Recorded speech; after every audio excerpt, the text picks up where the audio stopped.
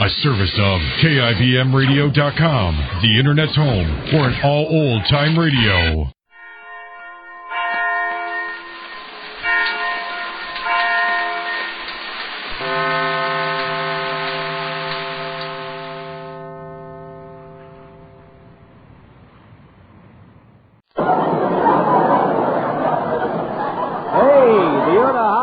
Husband, would you like to make the he of the house the perfect helpmate in the home? Then join us as Mutual presents Raising a Husband, dedicated to family life and out to find the best raised husbands in America. What's the matter with father? Here to ask the whys and wherefores is that lovable, that laughable mistress of ceremonies, Ivory Speedgate.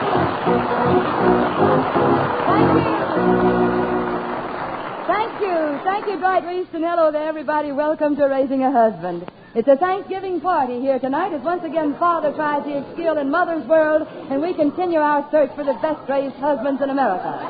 Acting as our star performers at our party are four heads of the house from the studio audience, four happy candidates in house dress, unrehearsed but ready to demonstrate their wifely training. Going to make them give us a sample? Are they going to give us a sample? Going to make them give out with the answers? Are they going to give out with the answers? And the candidate who proves himself the best-raised husband here tonight wins grand prizes for his wife. And for himself the title America's Best-Raised Husband of the Week. Judging our contest are Mr. and Mrs. Leonard Cordays, married 51 years.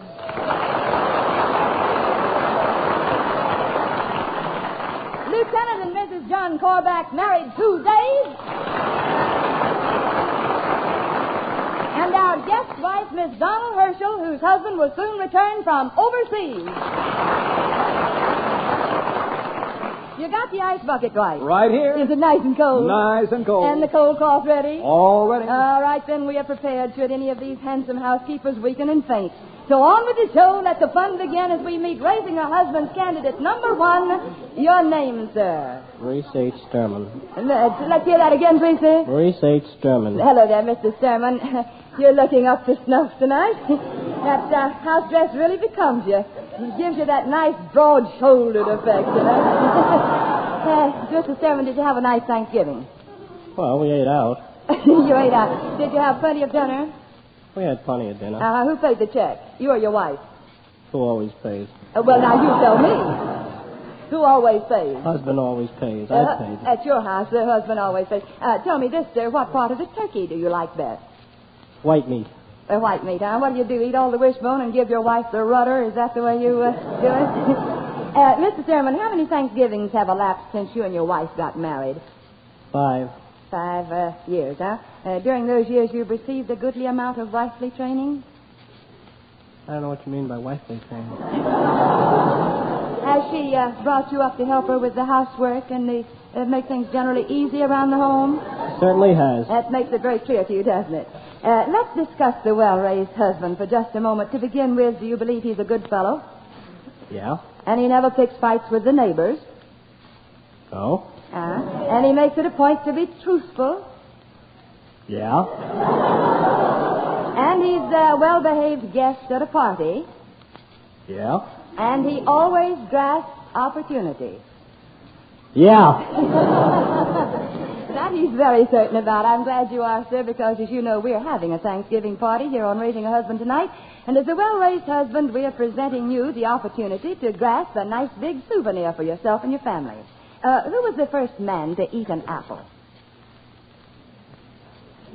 It was a way back, a long time before you can remember. I don't think the first person to eat an apple was a man. I think it was a woman. But she gave him a bite. Who was he? What was his name? Adam. And if Adam had known present-day music, what might he have said to Eve? See if you can identify this.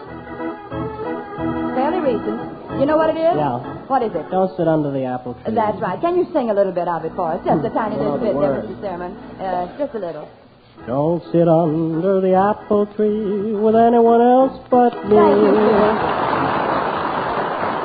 Thank you, sir. That is very, very nice. You see, tonight we have fixed up an apple tree for you right here on the stage. And suspended from the branch of this tree by a string is a large red apple. Now, Mr. Sturman, if you can eat that apple right down to the core without the use of your hands, you'll find a surprise souvenir buried in the center. There's just one thing. We want you to admonish others not to join you under that tree. Now, here's a copy of the little song that you just sang. Take it over there and sing the song between the bites of the apple and eat all the apple up before you finish the chorus. All right, so just step right over to the tree. Let's see how good you are at grasping opportunity. Start singing, Mr. Sherman, will you?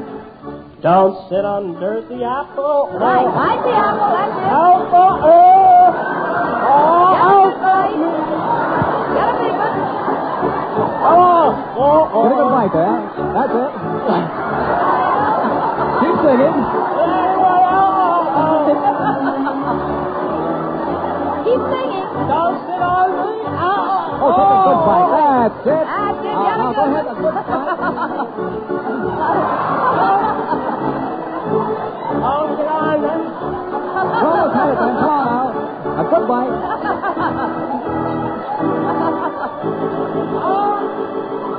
Oh, that's wonderful, sir. Mr. Sherman, as the well-raised husband, you have certainly proven yourself a very good fellow, a wonderful guest, and a grasper of opportunity. Now, here is a knife. Will you carefully cut into the core of that apple and tell us what you find there? That's it, right down the center. Don't cut what's in it. Very carefully. What is it? Open it up, will you, please, sir, and just speak right up. Nice brand new bill with a picture of Hamilton. That's right, a nice $10 bill. Would you accept that as a souvenir of this occasion, along with this gift basket of oranges, bananas, grapes, and tangerines for yourself and your family to enjoy? Thank you for being with us, and good luck to you later in the show when our judges elect America's best raised husband of this week.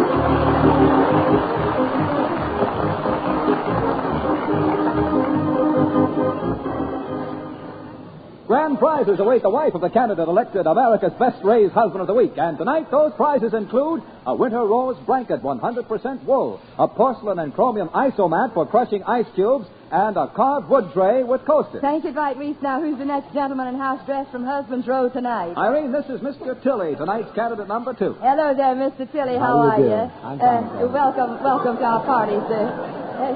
That Mother Hubbard that you're wearing, does it make you feel at home? No, it don't. It doesn't. Not That's a not a bit. bit like the ones that Mother used to wear. No. It's just made specially for you. That's That dust cap sets a little bit high above the ears there. Fix it up a little bit. Fix it up just a little.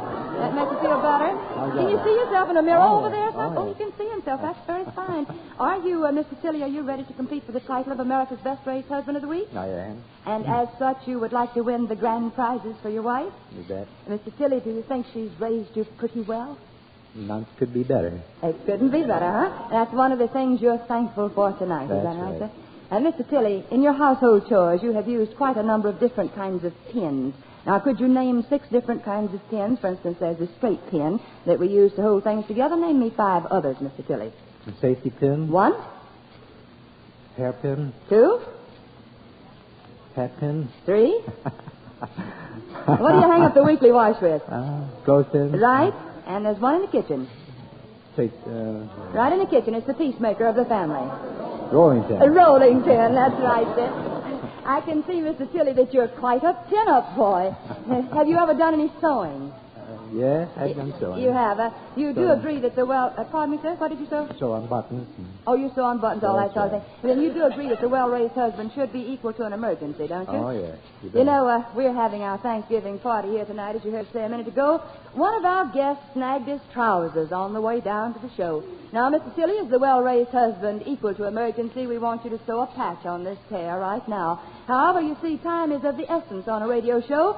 So, Mr. Tilley, you'll just have to patch these trousers with the man in them. Now, here is a needle and thread right here, Mr. Tilley. Here is a nice red patch. And here is the man with the torn tweeds, Mr. Roger Strauss. Just step in, Mr. Strauss. Mr. Strauss, would you mind telling us, how did you tear your trousers? On the seat of my car. You did, huh? Would you like to have them fixed up right here? Well, I'd appreciate it. Yeah, well, we have an expert seamster here, you know that. All right, Mr. Tilley, you better just go right over there and get Mr. Strauss into position so you can sew that patch on his trousers. I think you better take him right across your knee, Mr. Tilley. I think it would be better. Now, Mr. Tilley.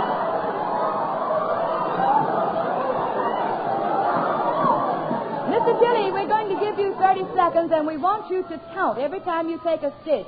1, 2, 3, 4. Just Can count. this guy really sew? What did you say, Mr. Strauss? Hey, can this guy really sew? That's what we want to find out, Mr. Strauss.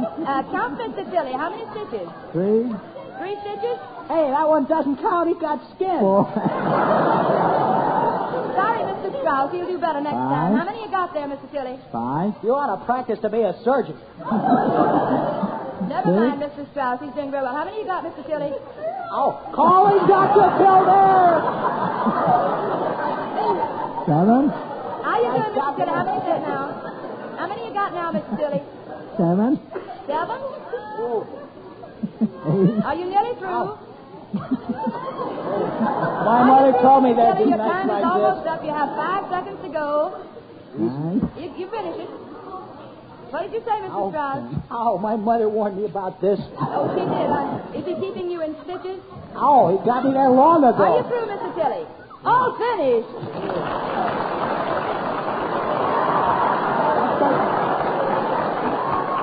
Mr. Strauss, are you quite well satisfied? Let me out of here. All right, you can get up off the man's lap now. Did he do a good job, Mr. Strauss? Let's see. That's right. Thank you. Thank you. It's a very nice job. It's put on there like an expert. Mr. Tilly is a well-raised husband. You certainly are an excellent seamstress and a handler of emergencies. As a tribute to your skill tonight, we present you with this fitted sewing table so you can patch up emergencies at home. Good luck to you later in the show when our judges elect America's best-raised husband of this week.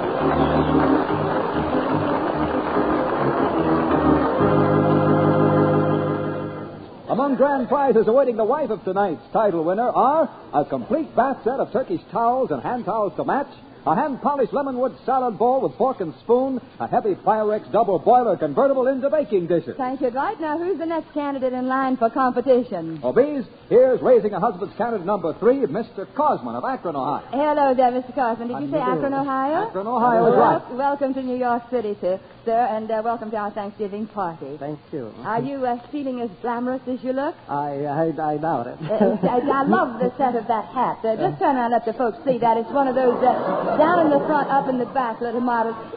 Mr. Cosman, you do profess to be the well-raised husband, don't you? I am. Who carves the turkey at your house? My wife. Your wife carves it. She does. She does. Why do you let her do that? Because she does it better? She likes the white meat, and I can't find it. That's a very good reason.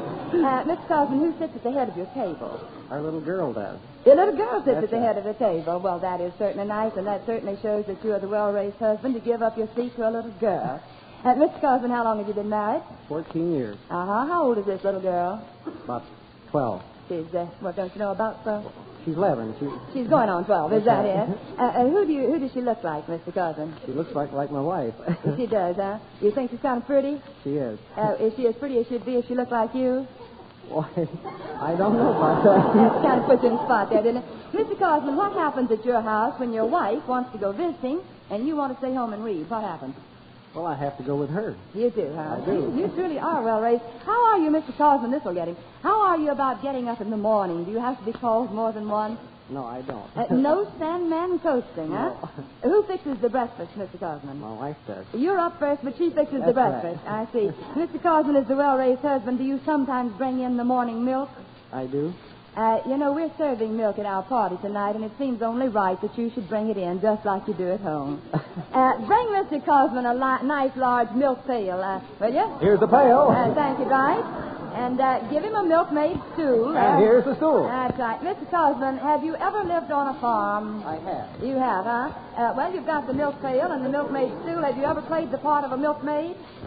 Not the milkmaid, the milkman. Well, good night. Mr. Cosman, I'd like to ask you something. Can you imitate the milkmaid's call? Go ahead, let me... Come, boss, come, boss. Well, that's on the order of it. Let me hear you call, old boss. Here, boss. Sue, boss. Sue, boss. Sue, boss, Sue, boss, Sue, boss. That's very nice. I'll tell you, if you just step over there and give a real loud call, I think it'll be much more accurate. Nice and loud. Sue, boss, Sue, boss, Sue, boss. You know, you sound very convincing, Mr. Cosman. Sue, So boss. convincing, in fact, that your call is answered. Here comes the source of the milk supply right now.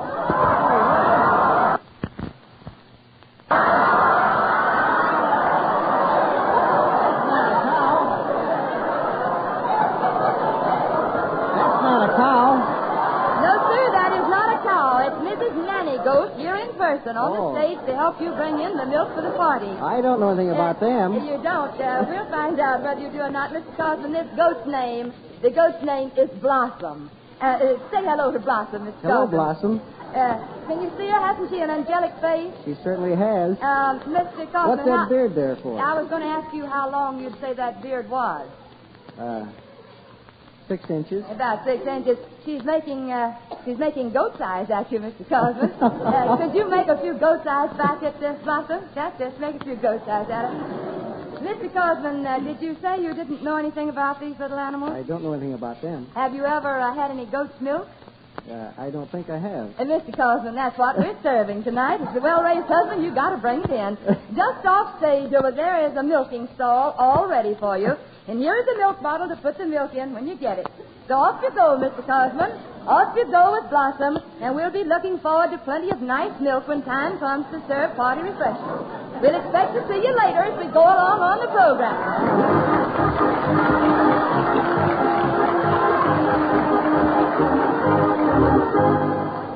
And here, Irene, is Mr. Hartstein, our fourth and final candidate tonight, competing for the title of America's Best Raised Husband of the Week.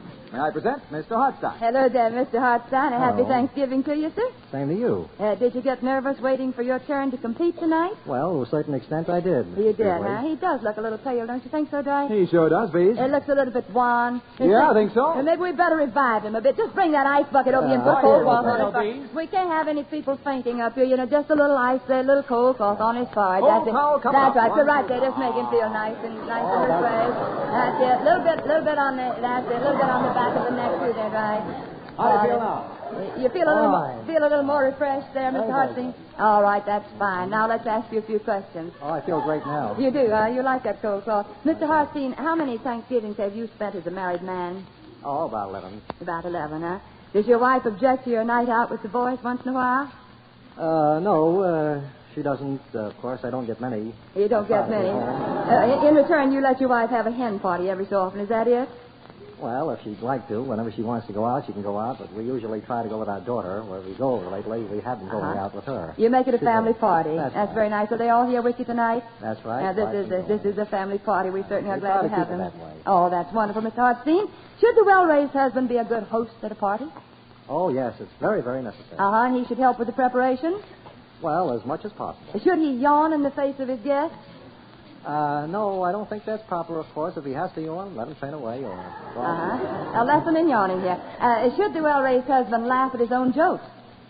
Well, today I think it's considered a proper thing. Proper thing, huh? And does he laugh at the other fellow's jokes, Mr.? All the time. All the time. Well, I'll tell you, so tonight we want you to play host at our party, and we have a little joke here. We want you to read this little joke to all of our guests, and then laugh according to how funny you think the joke is. Now, here's the joke. Will you just read it for us, please, Mr. Hartstein? Speak up nice and loud so they can hear you all over the United States. Just turn right around there and read it for the audience. Just nice and loud. I wish I was a whittle egg, high up in a tree. I wish I was a whittle egg. What nest could be? Then when anybody would start to yell at me, I take my rotten whittle self and spatter over here. Is that how funny you think that joke is? Let's hear you laugh again. How funny do you think it is? Oh, no. I think it's at least this funny.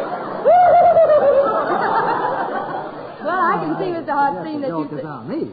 Yeah, you certainly are up on your comedy, sir. Now, let's see how well up you are on your music. Now, Johnny Gott is going to play a little bit of 5 different tunes that we think of around Thanksgiving time. As the well-raised host at our party tonight, we want you to tell our guests the name of each tune played for their pleasure. Are you ready, Mr. Hartstein? I'm ready. All right, Johnny, give us the first tune, will you?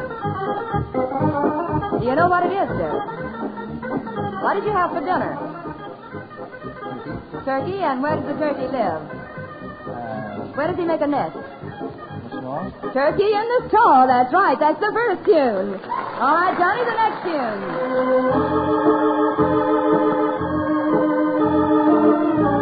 You know what that is, Mr. Hartstein?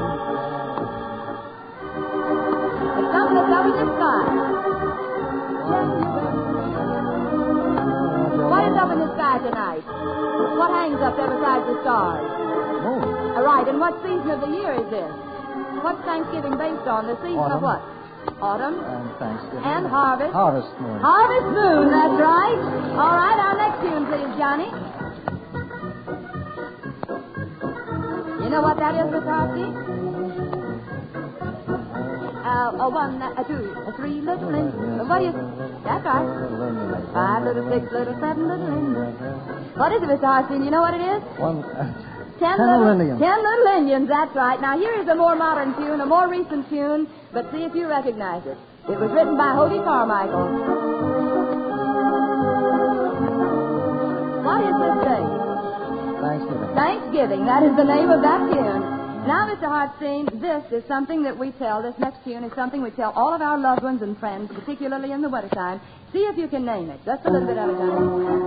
Button up your overcoat. Button up your overcoat. All right. Now, Mr. Hartstein, can you sing just a little bit of that? Do you have the words of that there for him, Bright? Thank you. I'll tell you what, let's do, Mr. Hartstein. Let's sing it together, shall we? Okay. All right, let's take it. Ready? Button up your overcoat. When the wind is free, take good care of yourself. You belong to me. Eat an apple every day, get a bit by 3. Take good care of yourself. You belong to me. Be careful crossing the street. Ooh, ooh. Ooh, ooh. Put out sweet. Ooh. You'll get a pain and ruin your tum-tum. Keep away from bootleg hooch when you're on a spree. Take good care of yourself. You belong to me.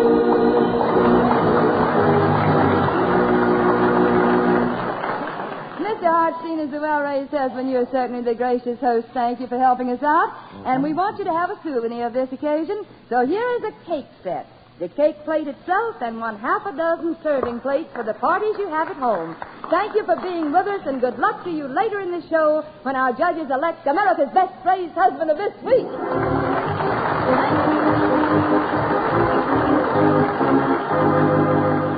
How is our candidate doing with that morning milk out there? Well, he's got it, Irene, and here he is, bottle of milk in hand. Oh, welcome back, sir. Tell me, did you actually milk that goat? We did. I got it the hard way. You got it? Did she give you any trouble? Did Blossom No, she didn't give me any trouble. This is nice little goat, She isn't it? certainly is. Well, sir, we accept this bottle of fresh milk There as it evidence that you bring in the morning supply. As a souvenir of the occasion, we want you to accept this gift basket of assorted cheeses. Hickory smoked, bell paste, an 8-pound Guida cheese, a Danish blue cheese, Krakauer, and Gorgonzola. Good luck to you later in the show when our judges elect America's Best Praised Husband of the Week.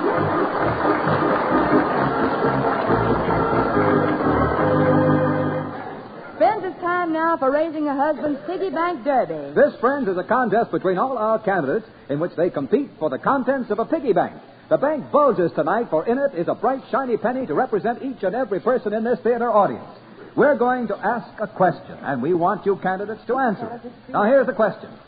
How many years since Thanksgiving was first declared a holiday by presidential proclamation?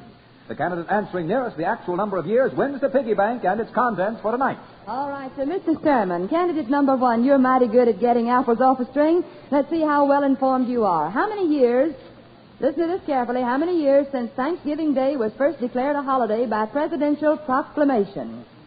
I'd say about 20. About 20 years. Thank you, sir. That's your answer.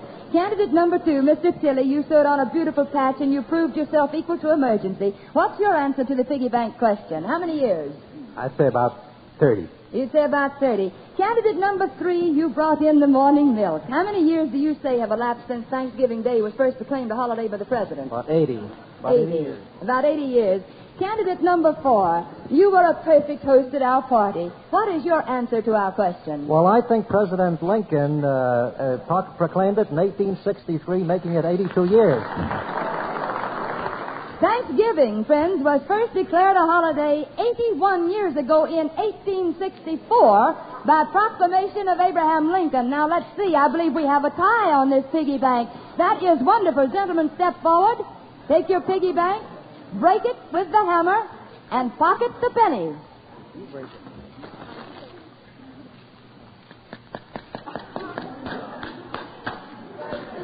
Hit it hard. There you you are. You will find in that piggy bank tonight 511 pennies for you to take home and have fun with.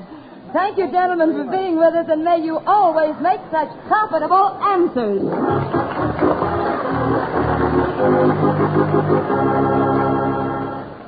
All through the show tonight, friends, our candidates have been competing for the title America's Best Raised Husband of the Week, and the grand prizes his wife will receive.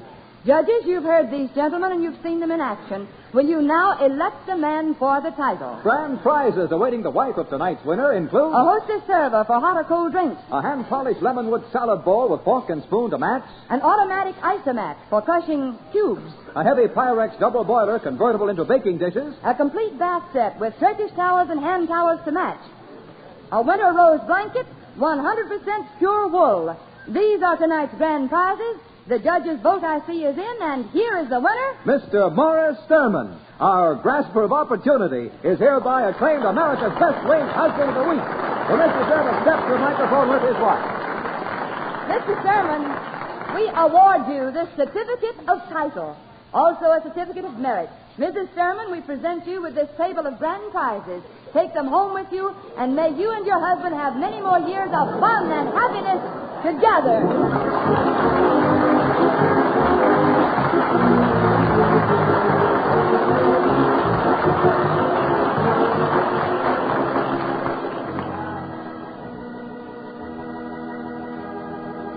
Neighbors, since this is Thanksgiving night, it seems but fitting that we close our broadcast with a Thanksgiving thought.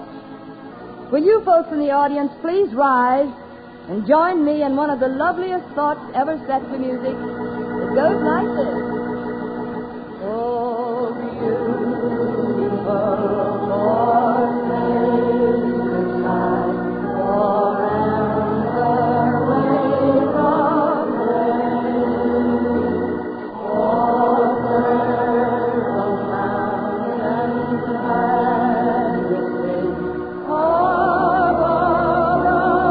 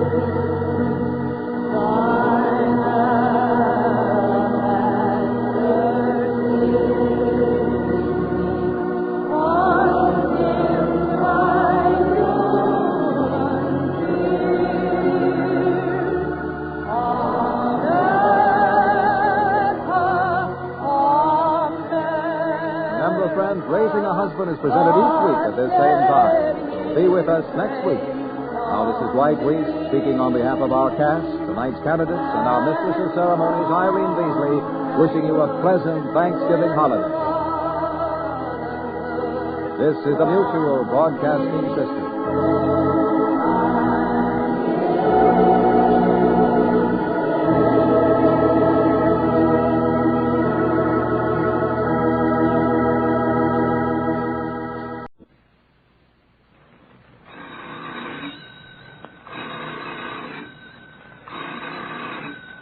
That's our ring. Time for Lum and Abner, brought to you by the makers of Alka-Seltzer.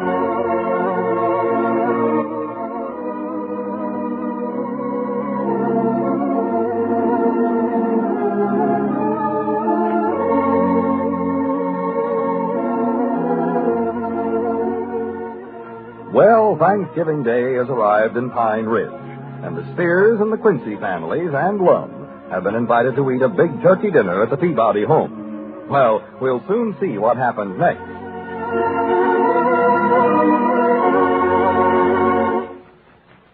A happy Thanksgiving Day, folks, and good health to you all.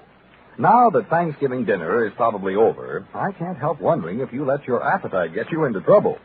I know it's mighty easy to overeat when the table is loaded down with delicious, mouth-watering good things. So if you happen to overdo it, and right now you have a touch of acid indigestion or a dull headache, here's hoping you have a package of Alka-Seltzer tablets handy. You see, Alka-Seltzer can help you to relief in a hurry. If you haven't any Alka-Seltzer in the house, get a package of these effervescent, comfort-bringing tablets from your nearest druggist right away. And then remember, when you have a touch of acid indigestion, be wise. Alkalize with Alka-Seltzer. And now let's see what's going on down in Pine Ridge. Well, as we look in on the little community today, we find Grandpap, Lum, and Ulysses S. Quincy in the Peabody parlor discussing the weather while they wait for dinner. Listen. I say this morning I thought sure it was going to snow or rain, but it turned off right pretty. See the sun breaking through the clouds there, Ulysses? Yeah, looks okay, Lum. Yes, sir, I wouldn't put too much dependence on that, though. The almanac said cloudy.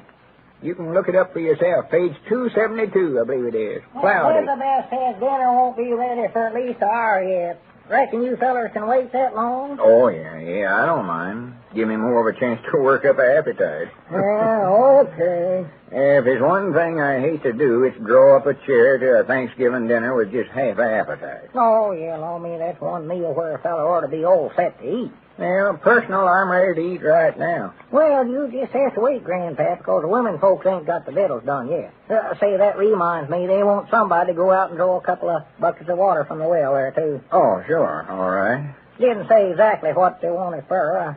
Needed in the kitchen there, cooking or something, I reckon. How was the turkey coming, Abner? Did you get a look at it? No, I never, Grandpap. I wanted to, but they keep it so dad blame hot out there in that kitchen. I just couldn't stand to stay around there. Did you notice that, too? Oh, Lord, me, look at me. They always do that. I recollect last year when we cooked in that Thanksgiving dinner over at our place. They got the kitchen so hot it never cooled off for 2 days. Well, and I think they smothered the turkey to death. They're doing the same thing again this year, I'll tell you that. Seems like every time a batch of women get together in the kitchen, the first thing they do is get the temperatures up to where a man just might not suffocate. Yeah, reckon why they do that? I don't know. They must like it that way, I reckon. Yes, sir. Women folks are cute. I've always said it. Must be more cold-blooded than men folks. I know I couldn't stand it out there in that kitchen 5 minutes like it is. I believe I've read somewhere that women folks have got thinner blood than men. Well, either thinner or thicker, I forget which now. They're different, I know. Maybe it's because they're weaker. Yeah, whatever it is, I wish they'd hurry up and get the victuals on the table. I'm panicked. Yeah, me too. I don't see what you fellas want to race things along for. Personal, I was just enjoying sitting here not doing nothing. Just rocking. Seems nice to have nothing to do for a change. Well, yeah, it's nice, I reckon. That's what a holiday's for. Rest. Take it easy. Get away from your work. Folks needs a holiday. Well, I reckon you're right, Mom. People got to have a change sometime, even if it's just for 1 day, I reckon. Yeah, I don't know what I would have did if this holiday hadn't come along when it did. I was getting plumb wore out. From what, Grandpa? From that telegram deliver job of mine. Oh? Wore right down to the ragged edge. Mike and I got to the breaking point. Well, of course, you don't deliver them telegrams every day, though. Well, no, it ain't the number of delivers I make. It's the strain I work under all the time. Strain, huh? Oh, yeah. Got to be on my toes every minute. The tension is terrible. Well. Never know when a telegram's coming in. If I knowed when it's coming in, it'd be all right. I'll go 3 or 4 months without no telegrams. That's what makes it so hard on me. Well, I never had looked at it just that way before, I'll admit. Now, you look at it sometimes that way, and you'll see what I mean. Yeah. Then directly 2 or 3 of them will pop in 1 month. Oh, my. It's the uncertainties of the thing. Some months a telegram will come in, and then again it might not. Well, I can see that's a harder job than I ever allowed it was, yes, sir. Well, that just goes to prove my point. Every human, no matter who it is, man or woman, needs a holiday now and then. Ain't that right, Ulysses? Yeah, okay, Lord. How's that? Say, yeah, I believe you're right, okay. Oh, yeah. The human body's just like a machine. You can't expect it to work every day, year in and year out. It's got to have a rest. I've always said that. Well, I'm for it 100%. I love holidays. Of course, I don't see why women folks need a holiday necessary. Oh, no, they deserve 'em, too. Well, of course, it's nice that they can enjoy 'em. I'm for that, I reckon. Just sort of remarking, they don't need 'em as much as us men folks. Well, I don't know. I believe you're wrong there, Abner. Oh, pal. Whilst a woman don't do the heavy work a man does, natural. Still, she's got little chores to do from day to day, and she works at 'em pretty steady. Well, I reckon you're right. I know Elizabeth keeps up good on the little things she has to do around the place. She ain't lazy, I'll say that for her. Ain't a lazy bone in her body, I don't reckon. It don't seem no more than right that they get one day to do sort of what they want to. Give 'em a rest, sort of a change. Yeah, well, I think about it on any other Thursday, long about this time, instead of sitting around a nice warm kitchen, why, Elizabeth be out in the field plowing, or else she'd have a chopping axe in her hand, splitting up some wood or something. Well, that's what I mean. As it is, why, she got up a couple of hours earlier this morning and got all that out of the way. Now, sir, you know Charity done the same thing. She did. She done it. She was out of bed before daylight. Made such a racket outdoors I couldn't hardly sleep. Same thing happened to me. But now I can see it was a good thing for 'em. Gives 'em the rest of the day to enjoy themselves, cooking and all such as that. Well, Sir Charity just must love it. She started 2 days ago. Yeah, they look forward to these holidays. There's no two ways about it. They just love 'em. Well, personal, I love to see the women folks enjoying themselves. Yeah, don't spoil 'em too much. They don't get out into the world much as us men folks does. No, they don't. Sociable now and then, or quilting bee, that's about all they get out. Sometimes I think maybe the women need a nice holiday like this even more than us men do. Wait a minute. I hear somebody calling from the kitchen there. I never hear nobody. Sounded like it might be Charity. You better go out there and see what she wants, Grandpa. Yeah, all right. Maybe I can hurry things along. Yeah, that's a good idea. Tell them to get the rootin' and snootin' lootin'. No, sir, there's nothing like a holiday. Now, Bounds, I know what they're calling for. That water they wanted bring in from the well. That's what they're yelping about. That's right. Well, Grandpap can get it for him. He's anxious to eat. I just hope it ain't too heavy a work for him. Them are pretty big water buckets we got. It's all Elizabeth can do to carry them things herself, stout as she is. Well, he's got sense enough not to fill them too full. He's frail, old Grandpap is. I believe I'm beginning to get a little hungry myself. Talking about eating. I can smell that turkey cooking out there, and it smells awful good. Don't it, Ulysses? Yeah, okay. How's that? I say it smells okay, love. Yes, sir, there's nothing like a holiday. Oh, wait a minute, Doggy. There comes Grandpap back already. He done that pretty fast. Have you done carried in the water, Grandpap? No, they done it themselves. Oh. Miss Quincy went out and got it. Miss Quincy? Yeah. Doggy, Ulysses, that little woman of yours must be awful stout for her size. Yeah, she's okay, Abner. Now they want somebody to go out there and turn the ice cream freezer. Well, why didn't you do it long as you was out there? Oh, it's too dead blamed hot. I couldn't stand it. Well, you do that out on the back porch, Grandpa. Oh, yeah, that's right. I forgot about that. Did they say how quick we could eat? Well, I asked, but I never did get no answer. Just kept bustling around there. Might knock me over twice. Oh, well, they're more like they just excited because it's a holiday, overcame with joy. What I can't understand is why, if they're enjoying themselves, they don't show it more. Well, you know how women folks are, Grandpap.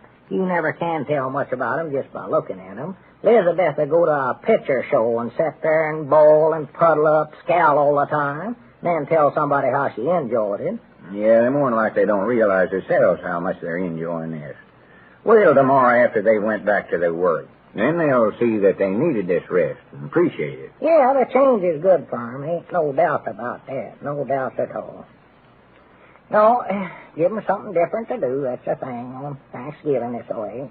All right, Jimmy, I'm sort of getting hungry. I don't know where I can wait much longer, fella. No, me neither, Grandpap. I'm just might not starving. I tried to grab a pickled pear while I was out there, but Elizabeth's taking the dish right out from under my hand. Well, that shows they're hurrying. It oughtn't to be long now. No. If it's much longer, they won't have to bother to set a place for me. I'll just be dead from starvation. Well, I'm beginning to feel the same way, Granddad. How about you, Ulysses? Oh, I could eat okay, Mom. Why don't you go out there and stir 'em up a little, Abner? Reckon I ought to. Well, it's your house. You've got a right to say anything in it you want to. Oh, I have. Yeah, sure. Leave, I'll go back there right Tell 'em now. to slap them victuals on the table. Yeah, I'll do it. Tell 'em Ulysses is hungry, too, Abner. Yeah. Granny, that's the most wonderfulest flavor coming from that turkey out there. Yeah, that's one of our turkeys. Charity raised it herself. It's a good scouting, too. Had to chase that thing clean over to the creek and back before ever she could catch it. Then I thought it was going to throw her before she could put the axe to it. You seen the whole thing, huh? Oh, yeah. Standing right there, I helped Charity sweat her while she chased him. Right 40 of you, Grandpap. How's that, Ulysses? Sounds right 40, Grandpap, Oh, to hold his woman's sweater. Wait a minute, there comes Abner back. Get ready, men. Loosen your belts. Where do you want us to sit, Abner? I'm scared we ain't quite ready to eat yet, man. What? Well, what's holding things up? Well, Elizabeth, you know her. She's still busy turning the crank on that ice cream. Oh, that's right. I was supposed to send somebody out there to do that. I offered to do it, but Elizabeth told me to get out of there. Said she'd do it herself. She told you to get out. Yeah, I don't know where I imagine this or not, men, but it just seems to me that whole bunch of women folks out there is peeved about something. Well, now, ain't that a shame? I don't know what it could be. Must have had some little squabble amongst themselves, I reckon. Yeah, you know, the trouble with women, they just don't know how to relax and enjoy a holiday. If I live to be 1,000-year-old, I never will understand.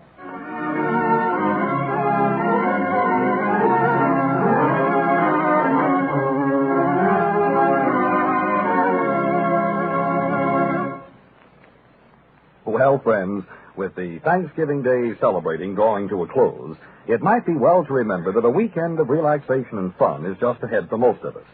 You know, late hours, too much smoking and eating can often lead to a dull, dreary headache or stiff, sore, aching muscles. Now, you won't be able to enjoy yourself if you're not feeling your best, and that's where Alka-Seltzer comes in. Yes, sir, when you have Alka-Seltzer handy, real relief can be yours in no time at all. So see your druggist before your weekend begins and get a package of Real Relief Alka-Seltzer tablets. That's the Alka-Seltzer way to be prepared in case you overdo during your weekend fun. Dull, dreary headaches or sore, aching muscles need not keep you down when you have Alka-Seltzer. And remember, when your tablets get down to 4, that's the time to buy some more.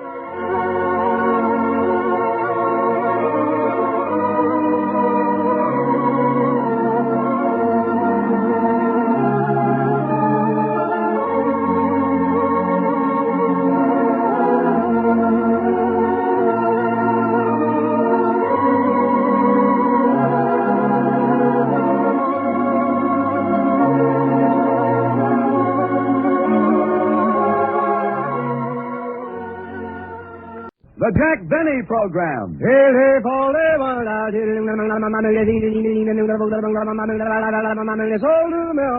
Lucky Strike means fine tobacco, so round, so firm, so fully packed, so free and easy on the draw. LSMFT, LSMFT, LSMFT. Of course. Right you are. Lucky Strike means fine tobacco, so round, so firm, so fully packed, so free and easy on the draw. For real deep-down smoking enjoyment, you want a cigarette made of fine tobacco. For certainly it takes fine tobacco to make a fine cigarette. And Lucky Strike means fine tobacco. Yes, first, last, and always, Lucky Strike means fine tobacco. So round, so firm, so fully packed, so free and easy on the draw. 45 sold American. So for real deep-down smoking enjoyment, smoke that smoke of fine tobacco, Lucky Strike.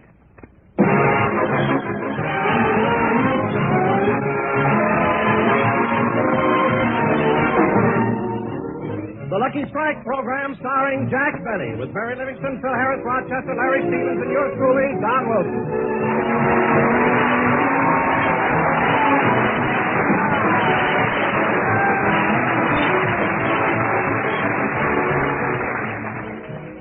Well, ladies and gentlemen, last Thursday was Thanksgiving.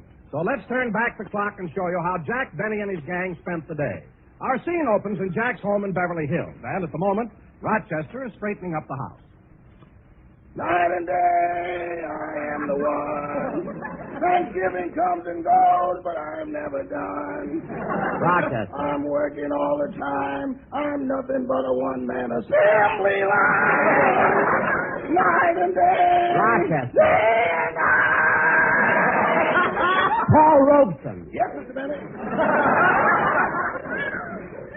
You're always singing, always singing. Well, I'm happy, boss. here it is Thanksgiving, and I'm glad I wasn't born a turkey. Oh, you wouldn't like that, huh? No, I couldn't stand being in an oven all undressed and people peeping in at me.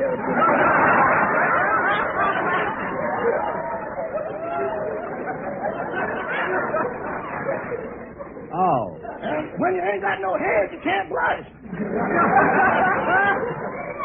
Rochester, stop being so silly. You know, I'm going to Miss Livingston's house for a Thanksgiving party, so help me get dressed.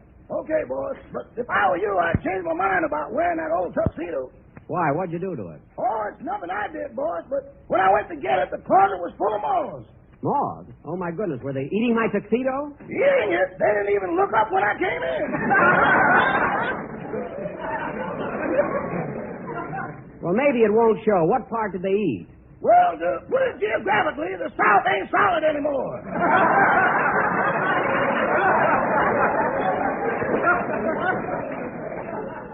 No, it can't be that bad. Now go get my dress shoes. I ain't going back in that closet again. They warned me. Warned you? Those moths are tough. What? When I reached for your tuxedo, they grabbed the fountain pen out of the pocket, unscrewed the cap, put it up to their shoulder like a bazooka, and squirted ink in my face. Squirted ink in your face? You have to take my word for it, boy.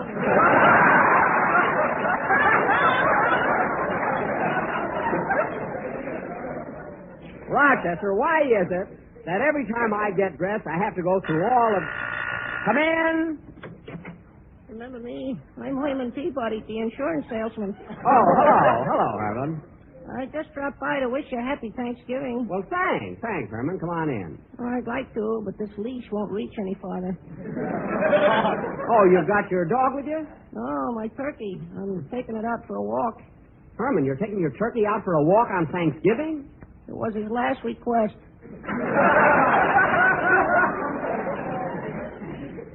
Oh.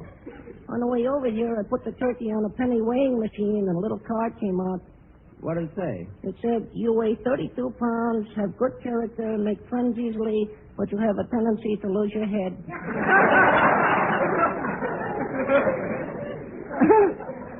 Now, wait a minute, Herman. Have you been celebrating Thanksgiving? Uh-huh. I thought so. Well, goodbye, Herman. Have a nice dinner. Well, goodbye, Mr. Benny. Come on, Dolores. You're a peculiar sort of a fella. Here, Rochester, before I put my coat on, you better fix my bow tie. Yes, sir. Lift your chin up a little. Someday I'm going to learn how to tie a bow myself, and I won't... Rochester, don't just stand there holding it. Tie it. I'm waiting for your Adam's apple to clear the runway. Rochester, this is no time for jokes, so hurry up with my bow tie. Yes, sir. Wait a minute. Tie it below my Adam's apple. But, boss, last time you went to a party, I tied it above your Adam's apple. I know. Every time I swallowed, I pulled my shirt tail out. So this time, tie it... There's the phone. I'll get it. Mr. Benny's residence, star, stage, screen, radio, and we'll sit with children, 50 cents extra. Rochester, just answer the phone and don't... Hello, Rochester. This is Miss Livingston. Is Mr. Benny there? Yes, Miss Livingston. Just a minute. It's for you, boss. Hello? Jack, what's taking you so long? Everybody's here but you. Well, Mary, I've got a little surprise for you. I'm going to dress formal tonight. Formal? Yes. What are you going to do, wear your black toupee? No, I'm wearing my tuxedo. Oh, Jack, that faded old thing is so green and splotchy. It is not. It is, too. The last time you wore it, you looked like a Jack sniper. I'm going to wear it anyway, and I'll be over in a few minutes. Okay, goodbye. Goodbye. Oh, Jack. Yeah? I hate to ask you this, but, well, I've worked hard making this dinner for the whole gang, so I thought maybe you'd stop over at the florist and bring me some flowers. Okay, Mary, I'll bring you half a dozen roses. Only a half a dozen? But, Jack, they don't cost much. Well, no, the roses alone don't, Mary, but you're going to the expense of the entire dinner. Why should you spend any more?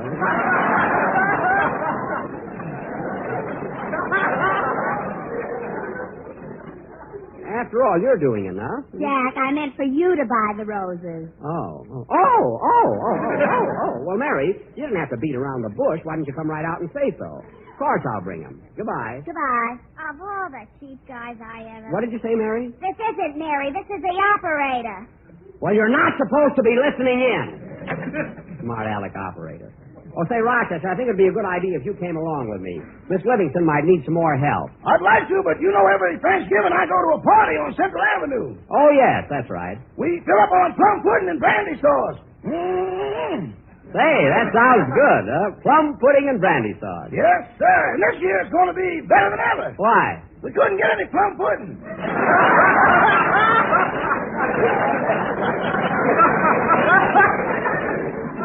Oh, well, you go right ahead, Rochester, and have a good time. I better be running along, too. How do I look? Am I okay? You look neat, boss.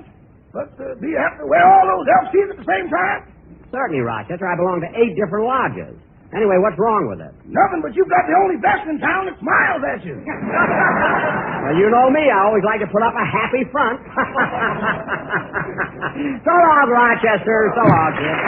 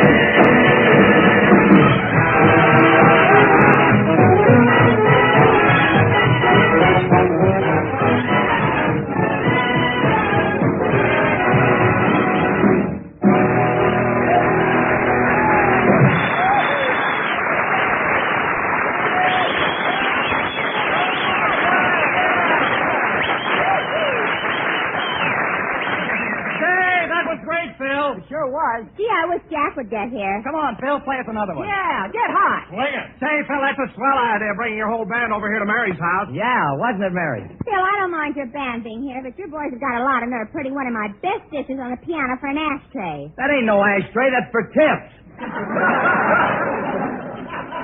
Tips? What a game. Say, Mary, when are we going to eat? I'm hungry. Me too, Miss Livingston. Now, take it easy, fellas. We'll eat as soon as Jack gets here. Meanwhile, let's have some fun. Okay, let's have some more music. Hit it, George. Hey, Let's wait play a minute, Phil. Can I play the drums? Sure, go ahead. Beat it out, Don. Come on, George. Hit it out there. Play it, Donald. Yeah, Donald. Hey, Don, look out. Look out, Don.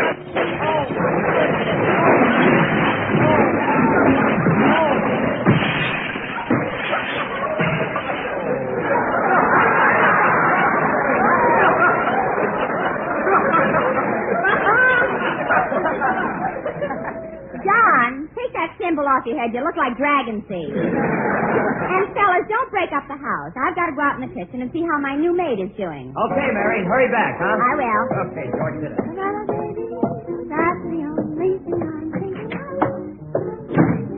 Oh, Pauline, as soon as Mr. Benny gets here, we'll have dinner. Yes, ma'am. I'll put the turkey on the serving tray, and you go in the dining room and set the table. Oh, I've already done that, Miss Livingston, and I hope you like it. I put the butter right in the center, and around it I put the salt shakers. You put the salt shakers around the butter? And around the salt shakers I put the pepper shakers, and around the pepper shakers I put the cream pitchers, and around the cream pitchers I put the sugar bowls. Well, Pauline, why did you do all that? Well, we can't stop them from using the butter, but I figured we can slow them down a little.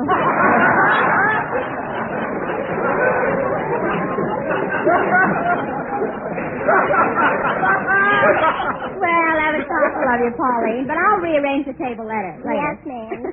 Right now, you better help me. I've been having trouble with the cranberry sauce. What's the matter? Can't you get the berries to cram? Pauline, you you don't cranberries, you mash them. Gee, I'm sorry, Miss Livingston. I don't know much about cooking, but if I did, it would probably help me to get a boyfriend who's interested in marriage. Like my girlfriend who wanted to get married, so she went to school to learn how to cook. Then after she learned how to cook, she met the cutest fella, and they were married. And after they were married, she found out he was a chef, so it really doesn't make any difference, does it?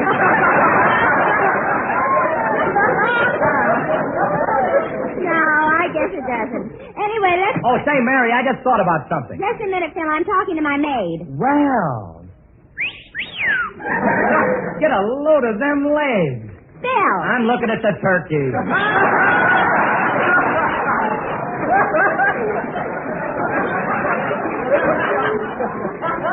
Oh. Anyway, Livy, when the food's all ready, let me know and I'll help you serve it. Thanks, but it won't be necessary, Phil. I've hired a butler for the day. Okay.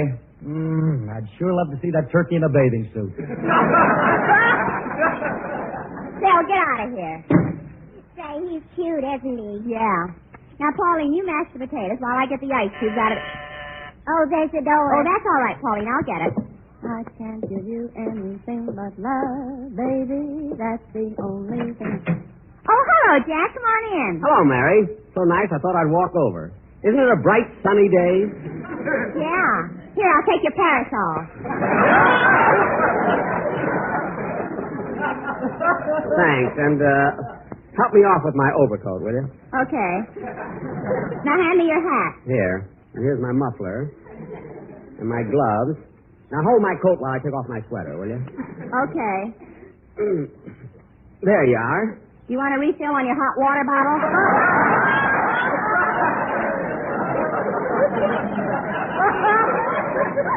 Well, you can kid if you want to, but this is the season for cold.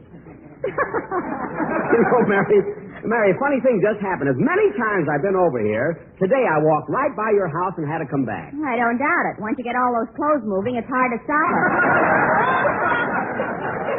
Yeah. Is everybody here? Sure, they're in the living room. Let's go in. Okay. Say, Jack, how about the flowers? They said they'd send them over. They'll probably be here pretty soon.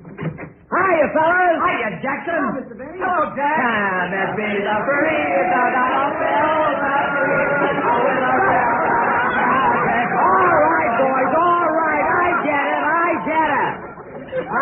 it. Well, fellas, you having fun? Well, I'll say we are. Say, Sure. Jackson, who do you think I ran into last night? Who, Phil? Your old girlfriend, Gladys Zabisco. Really? How is Gladys? Oh, fine. And you know, Jackson, she looks a lot better. She had an operation on her nose. Her nose? Why, her nose was straight. What did she have done? She had it moved to the middle of her face. Now, cut that out. Anyway, hey, where are we going to eat? Yeah, I'm hungry, Mary. Pretty soon. Say, Larry, while we're waiting, how about singing us a song? Yeah, come on, Larry. How about it, huh? Sure, kid. Go ahead, will you? Okay. Oh, there's the door. I'll get it, Mary. Hold the song till I come back, will you, kid? Yum, bum, bum, bum, dee, dum, dum, dum, dum, dee, dum. Dum, dum, dum, sweet Georgia Brown. Dum, dum, dum, sweet Georgia Brown. Yes? How do you do? Is this Miss Livingston's residence? Yes, it is. Well, Miss Livingston is expecting me for Thanksgiving dinner. Oh, well, come right in. You got here just in time. The fun's just started. How nice. Now, let me take your hat. Thank you. Your coat. Thank you. Now, follow me. Hey, kid! Oh, pardon me. I didn't introduce myself. I'm Jack Benny. How do you do? I'm the new butler. Hey, kid! What?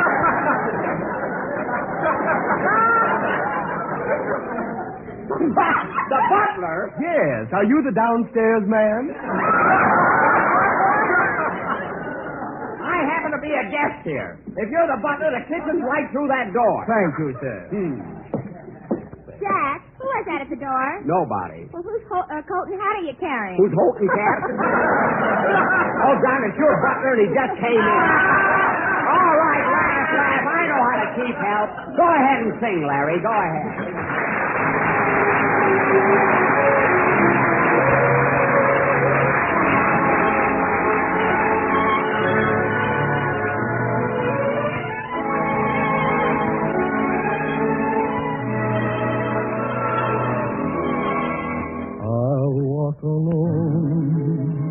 Because to tell you the truth, I'll be lonely.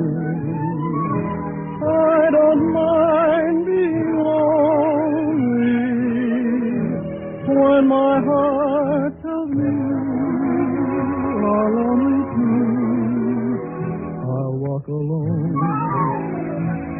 ask me why, and I'll tell them I'd rather.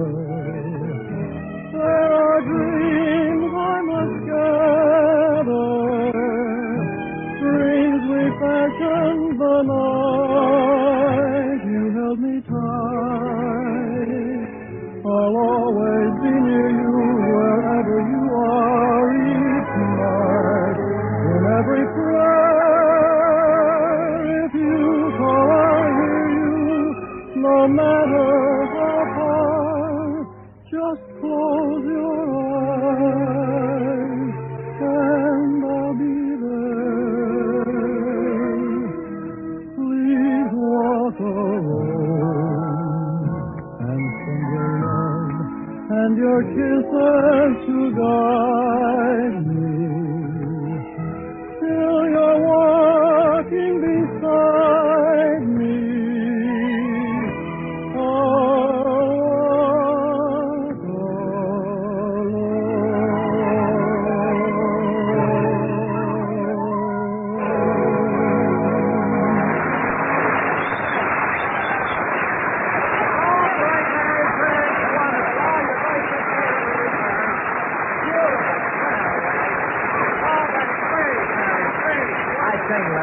Very good. That was great, Larry. Hey, fellas. Everybody in the dining room. Dinner's on the table. Oh, boy, let's go. Hey, kids. Kids, wait a minute. Let's all march in. You know, conga line. Okay. Da da da da da, boom. Da da da da da, boom. Da da da da da, boom. Don, if you can't control it, don't swing it.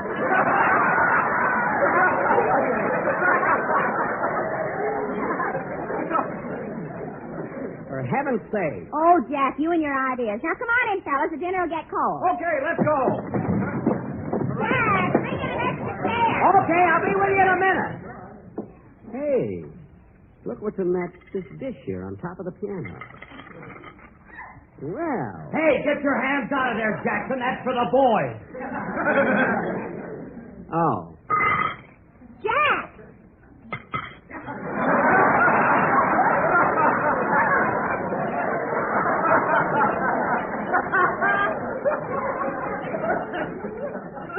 How in the world could she see from the other room? Mary, I'll bring this straight back chair in here. Okay. Hey, where do you want me to sit, Mary? Right there. Your name's on the place card. Well, place cards and everything. How does Phil know where to sit down? He can't read. I put his picture on the plate.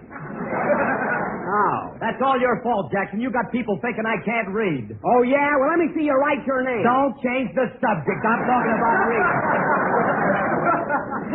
I thought so. Jack, will you please sit down and carve the turkey? Okay. Boy, get the size of it. You know, Jack, that's a bigger one than we had at your house last Thanksgiving. Oh, I don't know. My turkey was pretty big. Go on. I've seen more meat on Sinatra.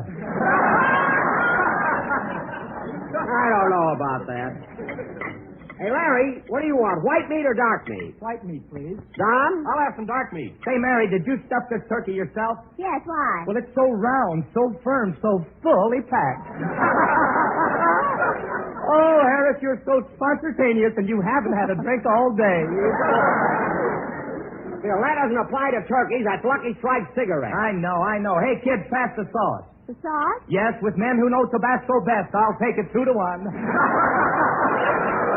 Oh, Harris, just like a pilgrim, you're making progress, you boy.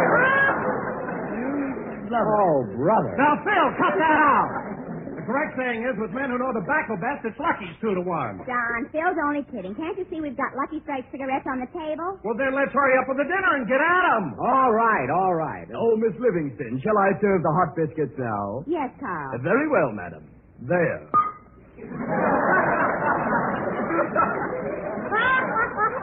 Carl, don't throw the biscuits. Yeah. Why don't you stand closer to the table? I've been watching these people eat, and I don't want to get any on me.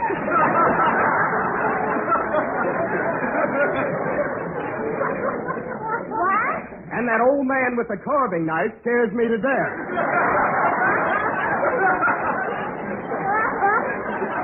Now, wait a minute. I know your type. Those blue eyes aren't fooling me a bit.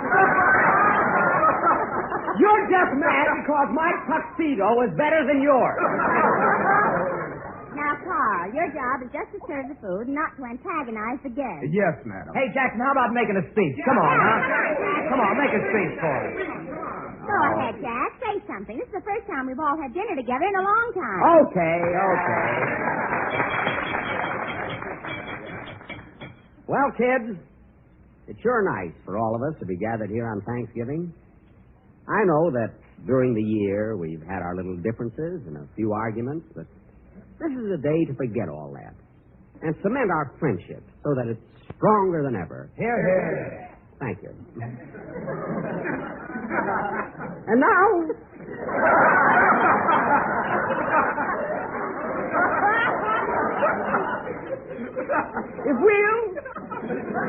If we'll just forget our little differences. But, Jack, we've never had any real arguments. Of course not, Jackson. Oh, I was just thinking about little things like last week when Don and I had that argument about what naval hero said, don't give up the ship. Now, Don found out he was wrong, and I'm not going to rub it in. It's all over. So if we'll just... Wait a minute, Jack. I wasn't wrong. So if we'll just... It was Captain James Lawrence who said, don't give up the ship. No, Don. It was John Paul Jones. So if we'll Jack, just... I still insist you're wrong. It was Captain James Lawrence. Don Wilson, you can argue till you're blue in the face. It was John Paul Jones. And I'm going to prove it. Jack, put down that carving knife. Oh, pardon me. Beast.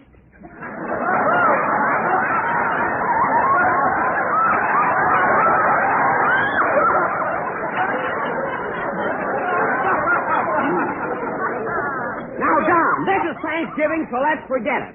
You think it was Captain James Lawrence, but I know it was John Paul Jones. Say, Jackson, wasn't he on our program about 5 weeks ago? That was John Charles Thomas.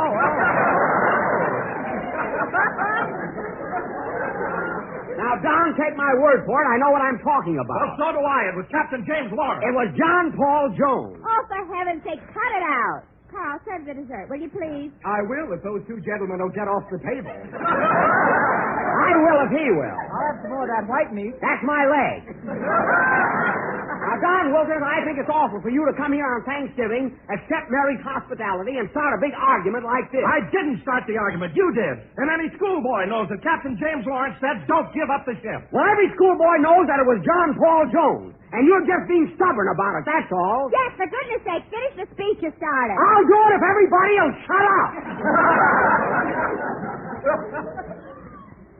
Now, as I was saying...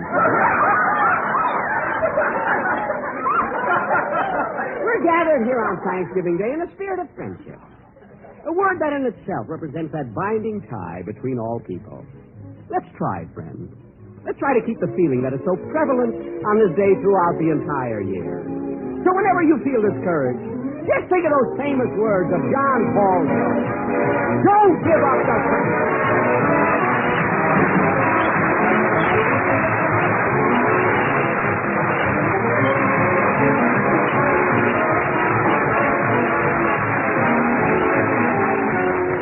Jack will be back in just a minute. But first, here are my good friends, L.A. Speed Riggs and Kenneth Delmar. If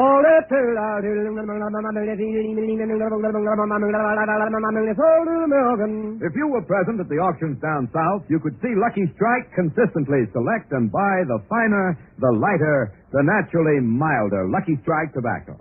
Yes, Lucky Strike means fine tobacco. And in a cigarette, it's the tobacco that counts. Remember that the next time you buy cigarettes. Lucky Strike means fine tobacco, so round, so firm, so fully packed, so free and easy on the draw. The famous tobacco auctioneers heard on tonight's program are Mr. L.A. Speed Riggs of Goldsboro, North Carolina, and Mr. F.E. Boone of Lexington, Kentucky. At 44, sold American. And this is Basil Rysdale speaking for Lucky Strike. LSMFT, LSMFT, LSMFT. A friendly suggestion. For your own greater enjoyment, smoke that smoke of fine tobacco, Lucky Strike. So round, so firm, so fully packed, so free and easy on the draw.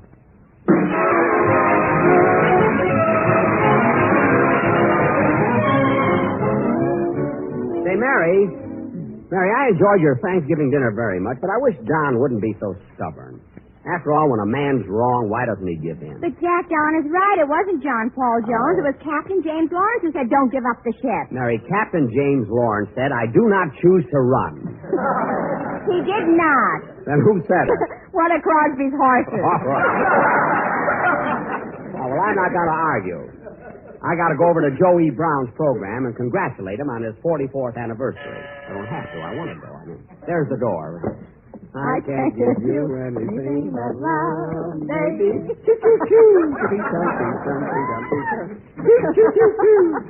Flowers for Miss Livingston. Flowers? Oh, yes, Mary. Don't you remember I stopped off at the florist? Oh, yes. Well, boy, what took you so long? Why didn't you bring the flowers sooner? I couldn't. Mr. Benny only ordered the seeds. Well, I wanted them to be nice and fresh. Good night, folks.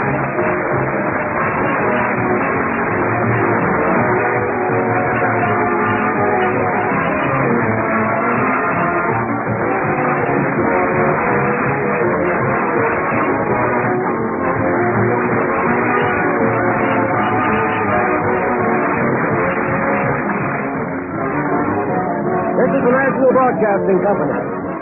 KFI, Los Angeles, Earl C. Anthony Incorporated. Flamingo Nail Polish, the exquisitely beautiful nail polish that well-groomed women use. Flamingo is long-lasting, resists chipping and peeling, and comes in thrilling shades. Buy Flamingo, 25 cents plus tax.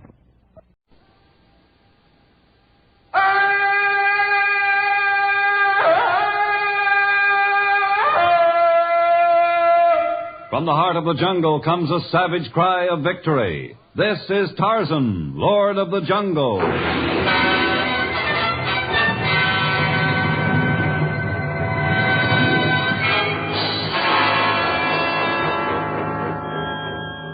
From the black core of dark Africa, land of enchantment, mystery, and violence, comes one of the most colorful figures of all time, transcribed from the immortal pen of Edgar Rice Burroughs. Tarzan, the bronzed white son of the jungle. And now, in the very words of Mr. Burroughs, the story of African Thanksgiving.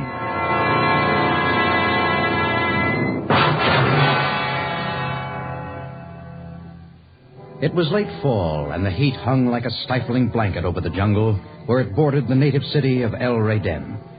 Even the recently cut branches that covered the pitfalls were dry and lifeless. There were many of these traps designed to protect the city against marauding beasts.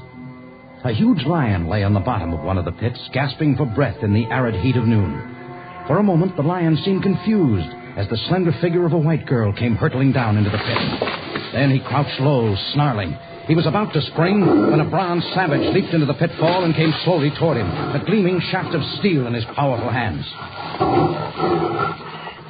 Thrust that root over there and scramble up the side. Merci, monsieur. Start back to the city. Hurry. I will do as you say, monsieur. I should not have run away in the first place. I stand no chance of escaping.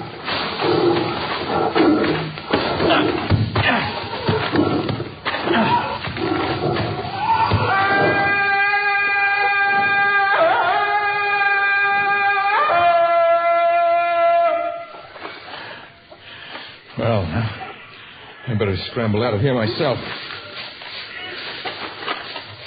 Now, the girl's out of sight already. She really must have run as fast as she... I wonder what she meant by standing no chance of escaping. I think I'll go back to the public inn at El Reyden and find out.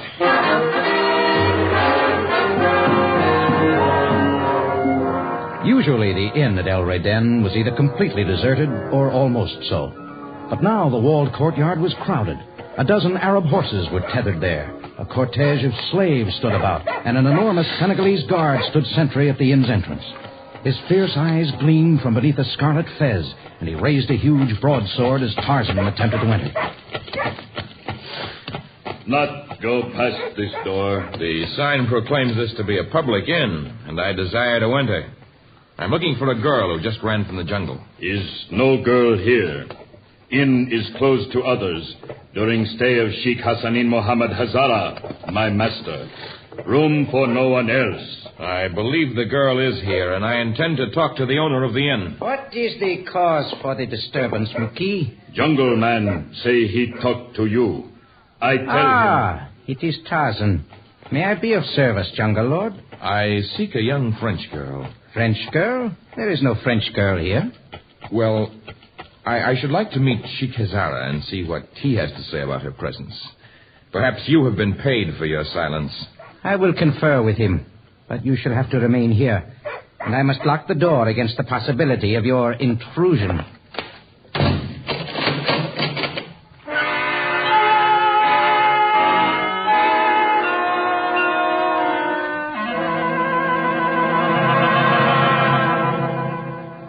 You are both fools. Had you invited this Tarzan to enter, I could have easily explained away the matter of the girl. But now you increased his curiosity. You make matters most difficult. We only did what you ordered. You said no one else was to be admitted. Unless I satisfy the curiosity of this jungle man, he may bring the police here. I cannot afford questions until I have reached my own land with the lovely French mamselle. If there's nothing further you wish of me. But there is, innkeeper. I desire you to prepare the most lavish meal of which you are capable, and to bring forth the best wines your cellars afford. But, of course, mighty Sheik. I hasten to carry Just out... a moment. Yes, mighty Sheik? Give me the key to the front door. Of course. Here. I hasten to do your bidding. What you do, master? I shall throw the door open wide for the Lord of the Jungle. I shall invite him inside, and I shall honor him with food and drink. And whereas you two stumbling fools have only piqued his curiosity, I shall lay it to rest. No man shall deprive me of the beauty of the French girl.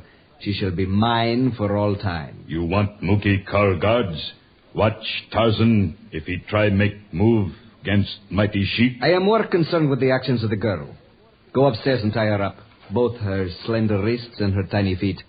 Also place a gag in her mouth, and leave the whip where I can reach it easily should it be necessary to prove to her once again that I am the master. I do as you say. Good. With a gag in her mouth, she cannot cry out. And I am quite confident that I can outwit this jungle man.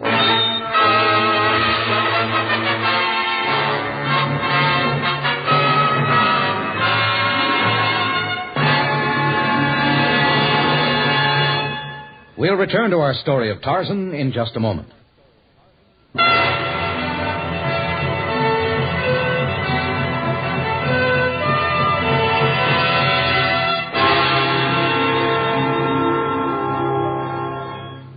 The last time Tarzan had been to the inn, it had been a crude affair. But for Sheik Hazara's visit, it had been hung with silken drapes and lavish brocades. Indeed, it seemed like an oriental palace, and the innkeeper and his assistants were scurrying about, preparing a lavish meal for the desert potentate and his most honored guest. But I insist you remain with me. It is not pleasant to dine alone. I shall accept with thanks. I desire to discuss one of the members of your entourage. But who among my followers has deserved the notice of such a noble one as you? The young French girl who ran into the jungle and then returned here. And I warn you not to deny her presence. Why should I deny it? The Senegalese guard and the innkeeper pretended I had imagined her. I thought they acted on your orders. They were but exercising caution. You see, Tarzan, we have not as yet been united by the vows of marriage, nor can we be until we have reached my land. Here, the government frowns on a man having more than one wife. And this girl is returning to your land voluntarily? Before you take your departure, you may hear with your own ears the girl's admission that she goes with me voluntarily.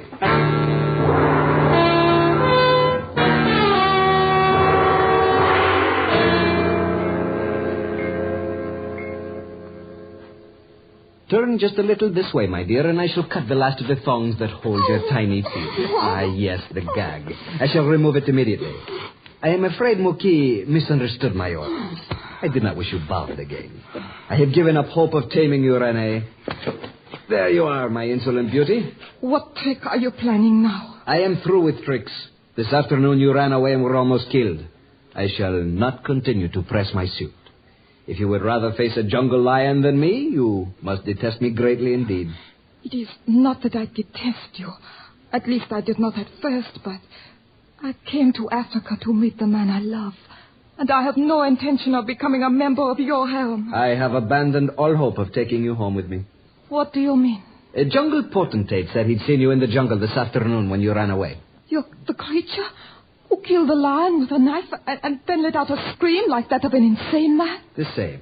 He desires you as one of his wives, and I have decided to let him take you. Oh, no. Perhaps you may enjoy the life in the jungle more than you would the life among my people. There you will be dressed in crude skins. You will live in a filthy hut.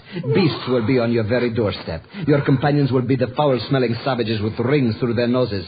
And if you do anything that displeases them, you will be torn limb from limb and devoured by these followers of Tarzan. Oh, no. No, please, Ezra.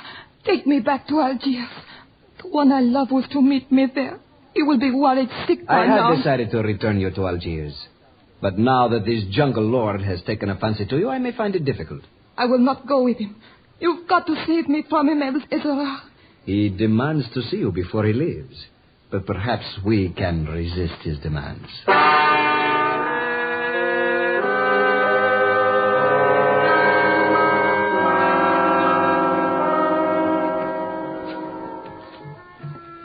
Azara, why is your slave dragging the girl in? She is shy, except before me.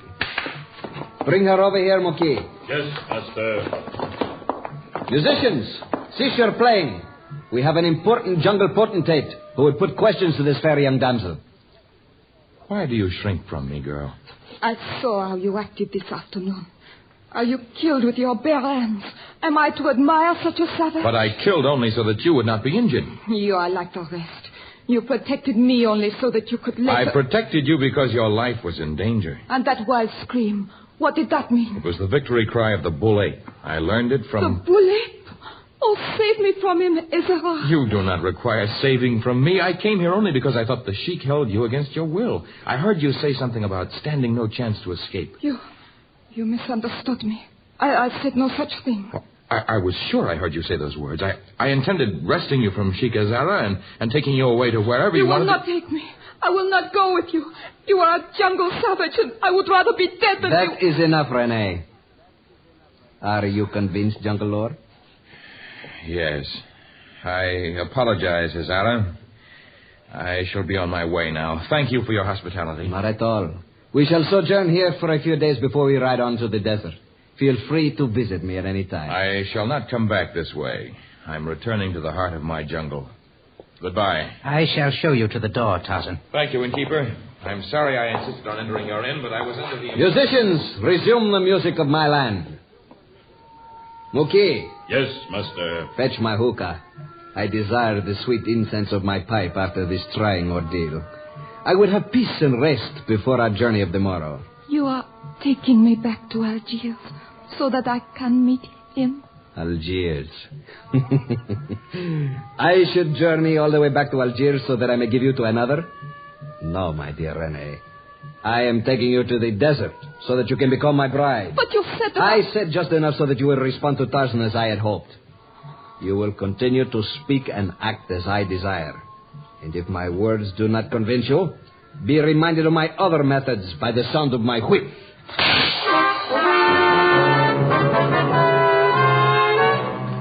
It was cold and penetrating that night as Tarzan made his way deep into the jungle. But the morning was hot again, and the unseasonable dryness had scorched the earth and destroyed the plants and the small game. Even the carrion birds were hungry, and as Tarzan made his way through the upper level, he could see a flock of them circling vainly over the jungle wilds.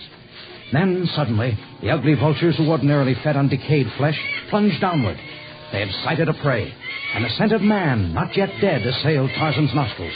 He streaked through the treetops, and a moment later he could see the hideous giant-like birds clawing and pecking at an exhausted white man. Tarzan leaped down, and his knife described great arcs as he stabbed furiously at the monstrous scavengers of the jungle.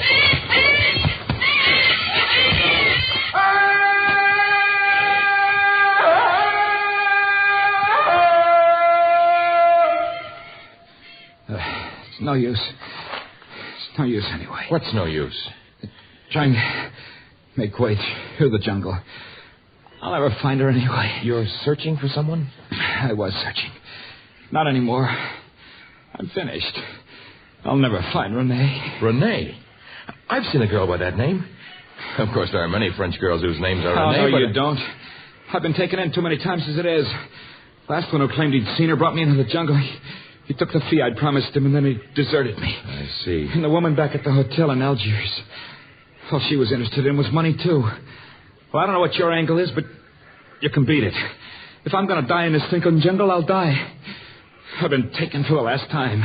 Well, perhaps the vultures who escaped my knife shall not be cheated out of their meal after all.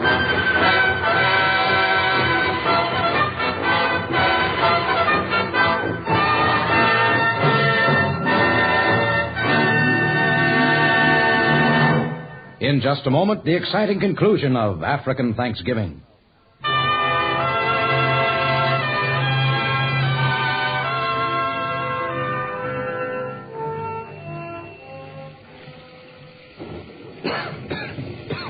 Well, at least the rain has come, Bill. You won't have to die in the blistering heat. Back home at this time of year, everything's golden, red, and brown. Kids are cutting out jack-o'-lanterns, and women are roasting turkeys, baking pumpkin pies. There's a holiday we call Thanksgiving, Tarzan. I was going to take Renee back to America for Thanksgiving. Perhaps you might like to talk about Renee before you die. Yeah, I met her in Paris. I was an exchange student there, engineering. We fell in love, and I wanted to marry her, but I didn't have enough money to satisfy her parents. Oh, no, the way they figured it, she was going to marry a millionaire. Some Oriental potentate had seen her at the store where she worked, offered them a fortune for her. And they sold their own daughter? No, they didn't do that, but it convinced them more than ever that Renee would make a brilliant match. Maybe they should have sold her to that Sheikh Hazara. She'd have been better off. Sheikh Hazara? When I graduated, I went back home. And 6 months ago, I had a chance to come to Africa on a job. And I'd be a little closer to Renee, so I took it. We corresponded regularly, and she wrote she was running away from home, that she'd meet me in Algiers. What happened? Well, my job was almost finished, but I couldn't leave until all the loose ends were tied up. I was a couple of days late in reaching Algiers, but the woman who ran the little hotel there where Renee was to go had promised to take care of her. And she didn't? I finally got the truth out of her, or part of it anyway.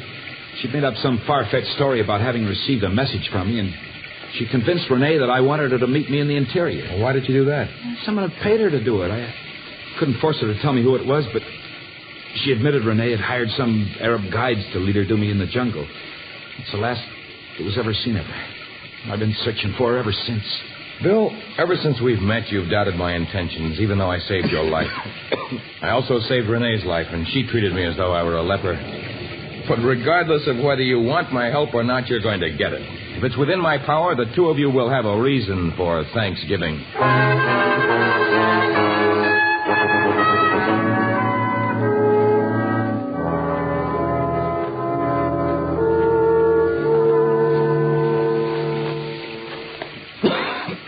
That's the inn just ahead.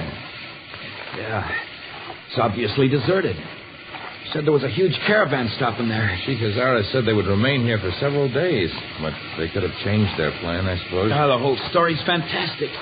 A remote inn transformed into a potentate's palace. I didn't say exactly that. I said that the interior had been decorated with rich fabrics and costly ornaments. It must have taken weeks of preparation to make the place ready for the coming of this desert ruler. Innkeeper! Innkeeper! There's no one here. There is someone here. I can catch the scent of man.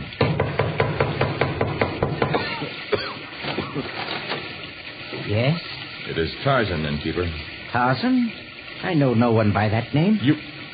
But I was here last night. You must have mistaken my poor inn for another.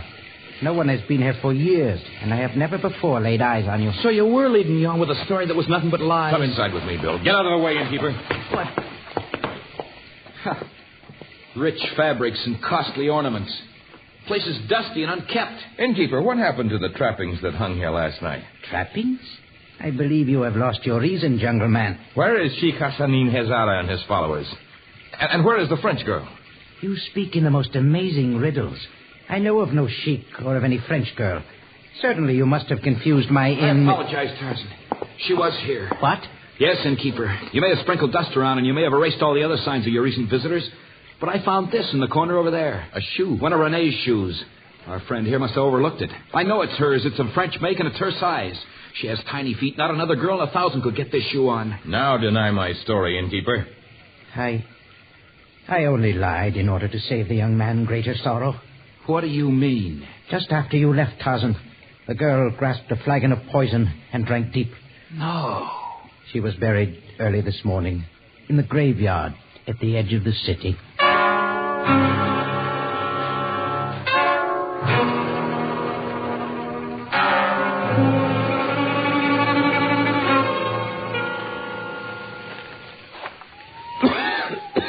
Oh, that cough's getting worse, Bill.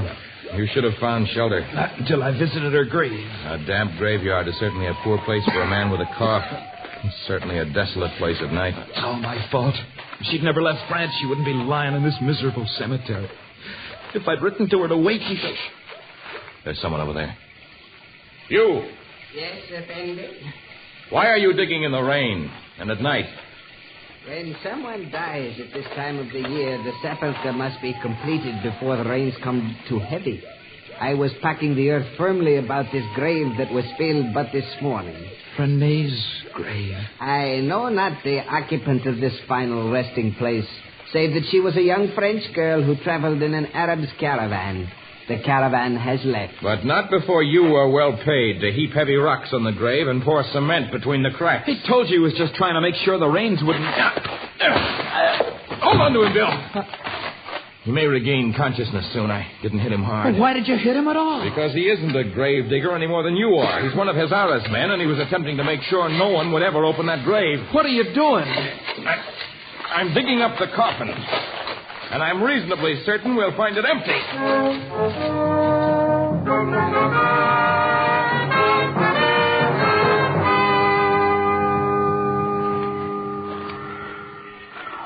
Well, Renee may be alive, but I think we've lost their trail now. No, Bill, we haven't. The signs are even clearer now that we're beyond the rain belt. I haven't seen any signs, even the ones you tried to point out to me. Well, they covered their trail fairly well. Hazara hoped the story of Renee's death would discourage us, but he wasn't depending on it completely. Are you sure you don't want me to hunt for some small game, Bill? Oh, I couldn't eat. How do you feel? Better than I thought I would, after sleeping in that wet treetop. And frankly, I'm sick of Africa. If only I could find Renee, I'd take her to America so fast she wouldn't even have time to catch her breath. I don't think we'd ever leave the good old USA again. But first to find her. Yeah. It looks so hopeless. How can we hope to catch them when they're on horseback? Well, they, too, are traveling by foot now. Their horses were lame by the time they reached the last pass. You could tell by the uneven depth of the hoof marks. You could tell? I couldn't tell a thing. All I know is that if I ever come face to face with Hazara... You will be face to face with him, and soon. And, Bill, you must not show your hatred. You must act as I advised. You must pray that Renee is smart enough to catch on. If she makes one sign of recognition, it will mean the end for both of you.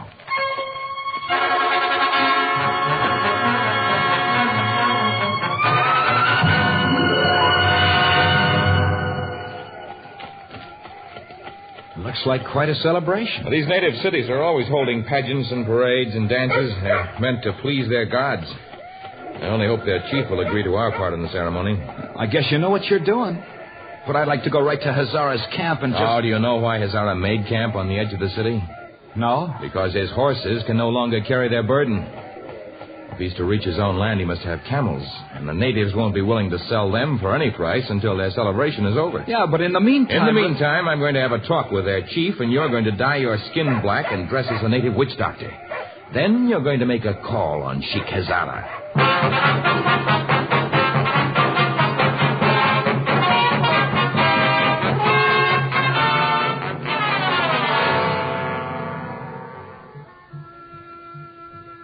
Renee, I must speak to some local witch doctor who has just arrived. You had best retire into the quarters of the women. All right. I will go. Only I do not see what... Greetings, Sheik of Great Desert. My humble greetings to you. Renee, I told you to go. No. Woman is to stay. You in my city. So I give orders. As you say, witch doctor. Why have you come? Today is great celebration in our village. Yes, I know that. Your chief told me that we not sell you camels until parade through city over. Yes, that was his decision. But now, new decision made.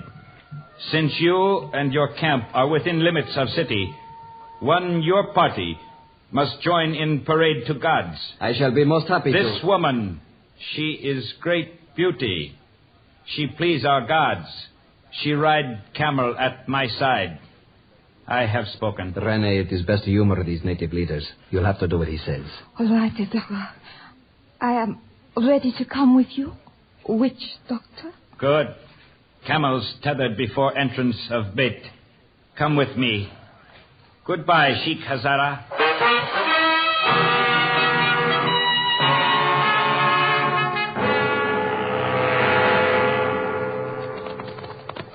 All right, Bill, Renee. We're far enough from the Sheik and his men now. Ho there, ho.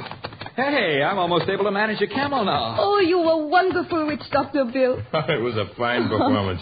Well, it's time to remove your makeup now. We'll leave these camels here and take to the jungle. I guarantee that the Sheik will not be able to follow our trail. It'll be 3 or 4 days until the natives sell him camels, and by that time, you'll be on your way to America. America? Gee, I wonder what my friends back home would have said if they could have seen me dressed like that native witch doctor and riding at the head of that fantastic parade. Oh, the parade was part of a week's feasting to honor the gods of the fields. Grain is thrown upon the ground in the belief that some of the earth's yield must be returned to it, or otherwise it will become barren. The celebration is held at each harvest time. Oh, sort of a Thanksgiving ritual, huh? Thanksgiving. Hey, it's Thanksgiving today. What is this Thanksgiving? That's a holiday you'll find out about in America, Renee. We'll be too late for the turkey and the pumpkin pie this year. We still have a lot to be thankful for. And number 1 on the list is having met Tarzan.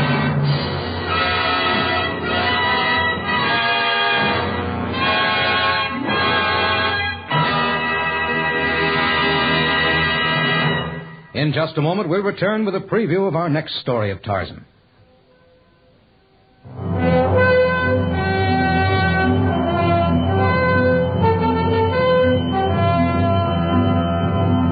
During the past 10 years, the price of museum specimens has doubled and trebled. Today, an African elephant is worth $6,000. A giraffe brings $4,000, a hippopotamus $5,000, and a white rhinoceros $15,000. Tarzan attempts to halt the plundering of the jungle by an unscrupulous murderer, and he encounters Hunter's Fury, which is the title of our next story. Tarzan, a transcribed creation of the famous Edgar Rice Burroughs, is produced by Walter White, Jr., prepared for radio by Bud Lesser, with original music by Albert Glasser. This is a Commodore production.